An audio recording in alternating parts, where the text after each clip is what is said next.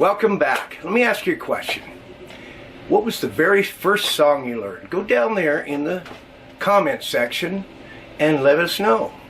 It should be fun. Let's play the E chord. Alright?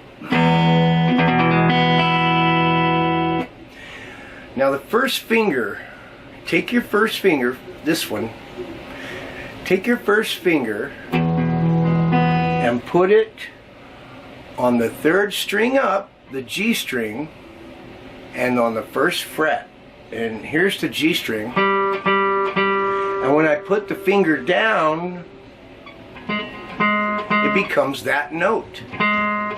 Alright, now take your second finger and put it on the second string down on the second fret, which is the A string. That string right there, and you're going to make this note.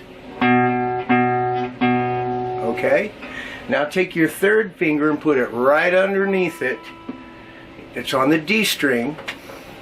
That string right there, and you're going to make this note. Now what you need to do is kind of go straight down with the fingers. Straight down with the fingers. And then so that you're not touching the other strings. And just make sure every note is clear. If a note is like that and it's not clear, then push down harder. I know it hurts.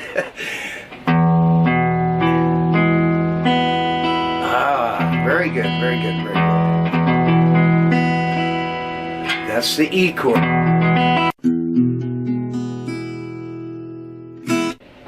To the A chord. You're going to take your first finger and put it on the third string up, the G string, on the second fret, right there. So here's the G string. Put your first finger right here, right there. Put your second finger right above it on the D string, right there. Now take your third finger and put it on the B string on the second fret up, just underneath the other one. So they're going to be in a straight line. Now don't play the top string. Start with the second string. This is the A. And that's an A major chord. You're going to have to push down kind of hard and keep the fingers kind of tight. You don't want the fingers touching the other strings. You want it nice and clear, like this.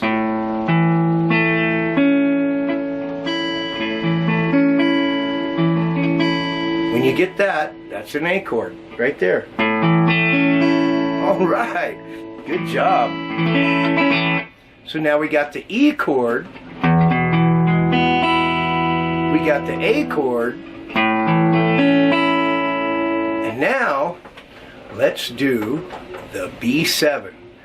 Now we could do a regular B chord, which is a B major, but I want you to do a B7 so you have a different feel. You learned something different today.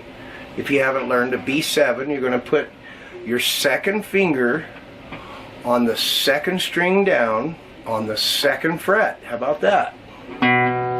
So it's the A string. Find the A string. That string right there. Go 2 frets up. Right there. Right there. Right? That's the second finger. Now take the first finger on the third string down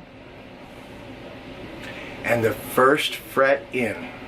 It's the D string, that string right there, and you're going to make this note. Right. Just like that.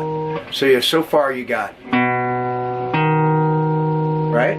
Now take your third finger, put it on the third string up from the bottom, the G string, that string right there, and you're going to come into the second fret.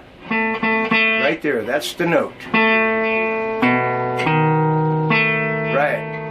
Now the next string down is going to be open. Take your little finger and put it on the very bottom string, the last string on the bottom, on the 2nd fret.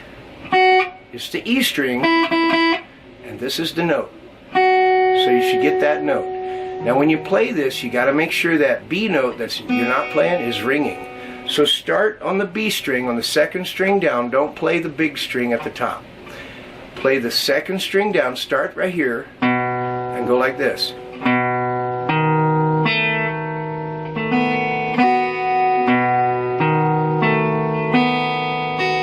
Make sure they're all ringing nice and clear. Very good. Yeah.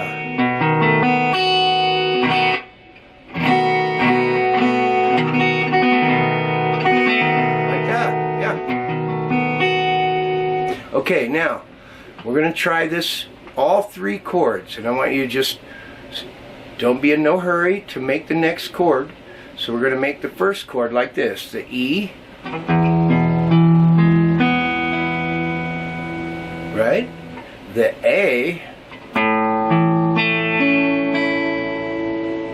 very good, very good. Yeah, okay. I know, it's hard. You're conditioning your muscles or your fingers. After a while it'll be automatic. You just keep doing this. Go back to the E. Good. Now go to the A. Very good. Now let's make that B7. You ready? Put your 2nd finger there, your 1st finger right there, put your 3rd finger there, and make sure they're all clear.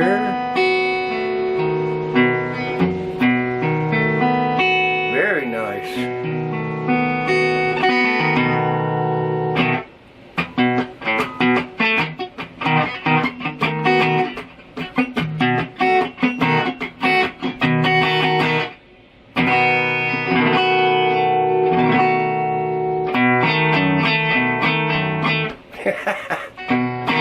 Alright, now I want you to go back to the E chord.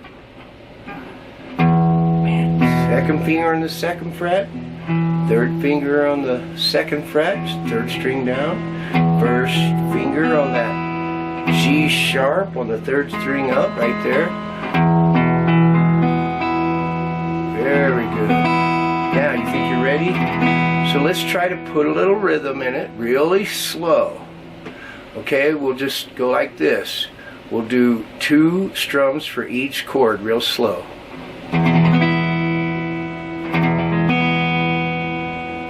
Now make the A chord.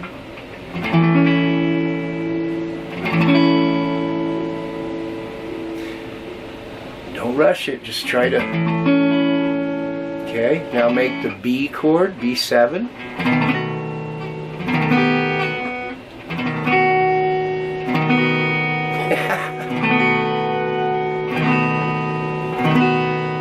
Now go back to the E chord.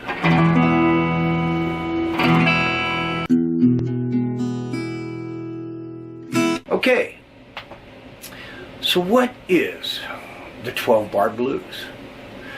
Well, as I said earlier, a measure is called a bar. There's 4 beats in a measure if you're at 4/4 time. So 12-bar blues means there's 12 bars.